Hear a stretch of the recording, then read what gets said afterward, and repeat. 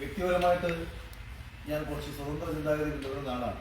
അപ്പം എൻ്റെ ചില ചിന്തകളും ചില അഭിപ്രായങ്ങളുമൊക്കെ ചിലപ്പം അത് BJPക്ക് അനുകൂലമായിരിക്കും, ചിലപ്പോൾ UDF അനുകൂലമായിരിക്കും, ചില സമയങ്ങളിൽ അത് ഇടതുപക്ഷത്തിന് അനുകൂലമായിരിക്കും. അടിസ്ഥാനപരമായിട്ട് എൻ്റെ ചിന്തയിൽ കൂടുതൽ ഒരു സ്വതന്ത്ര ചിന്താഗതിയാണ് ഉണ്ടായിരുന്നത്. ഞാൻ മുൻപ് തന്നെ എൻ്റെ സിനിമ എടുത്ത സമയത്ത് ഒരു കാർത്തിക അവലോകനം എന്ന് പറയുന്ന സിനിമ അത് കണ്ടിട്ടുള്ള എല്ലാവർക്കും അറിയാം. കേരളത്തിലെ ഒരു ബിസിനസ്സുകാരൻ, അയാളുടെ തകർച്ച, അയാൾ രാഷ്ട്രീയ പാർട്ടിക്കാരാൽ തകർന്ന ഒരു ബിസിനസ്സുകാരൻ തൻ്റെ പോരാട്ടം 3 രാഷ്ട്രീയ പാർട്ടികൾക്കെതിരെ നയിക്കുന്ന രീതിയിലൊരു സിനിമയായിരുന്നു എടുത്തത്. അന്ന് ആ സമയത്ത് ഞാൻ സാബുജൊക്കെ പോയിട്ട് കൊണ്ടുവന്നിരുന്നു.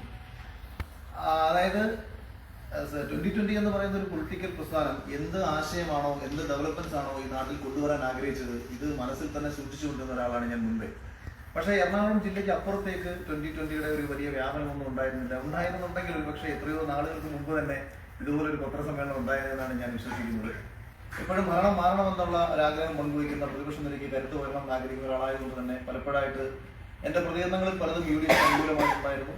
പക്ഷെ അതിനേക്കാളെല്ലാം ഉപരി ഇന്നൊരു പ്രതിപക്ഷ നിലയ്ക്ക് കരുത്ത് പകരുക എന്ന ലക്ഷ്യത്തെക്കാൾ ഉപരി നമ്മുടെ നാട്ടിൽ ഒരുപാട് ചേഞ്ചസ് കൊണ്ടുവരാൻ ഒരു രാഷ്ട്രീയ പാർട്ടിയിൽ പ്രവർത്തിക്കുക എന്നതിനേക്കാൾ ഉപരി ആ രാഷ്ട്രീയ പാർട്ടിയുടെ വിഷൻ, ആ രാഷ്ട്രീയ പാർട്ടി എന്താണ് സമൂഹത്തിന് കൊടുക്കാൻ ആഗ്രഹിക്കുന്നത്, അപ്പൊ ഈ ചിന്തകളിൽ എല്ലാ അർത്ഥത്തിലും അവിടെയാണ് 2020യുടെയും NDയുടെയും BJP തമ്മിലുള്ള ഒരു ലയനം വരുന്ന സമയത്ത് എന്താണ് BJP ഉദ്ദേശിക്കുന്നത്. 2020 പോലത്തെ ഒരു രാഷ്ട്രീയ പ്രസ്ഥാനത്തെ ഒപ്പം ചേർക്കാൻ NDA തീരുമാനിക്കുമ്പോൾ 100% ഡെവലപ്മെന്റ്സ് അല്ലാതെ മറ്റെന്താണ് അവർക്ക് മുന്നോട്ട് വയ്ക്കാൻ പറ്റുക.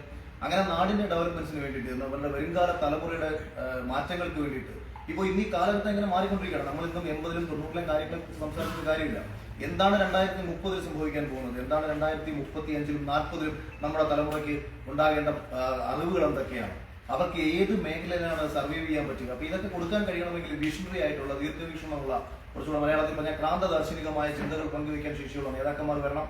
ആ നേതാക്കന്മാർക്ക് പഴയകാല രാഷ്ട്രീയ ഈ പണിമുടക്ക്, മറ്റുള്ള പ്രശ്നങ്ങൾ ഇതെല്ലാം മാറ്റിവെച്ചുകൊണ്ട് ഒരു പുതിയ കാലഘട്ടത്തിന്റെ രാഷ്ട്രീയം പറയാൻ കഴിയണം.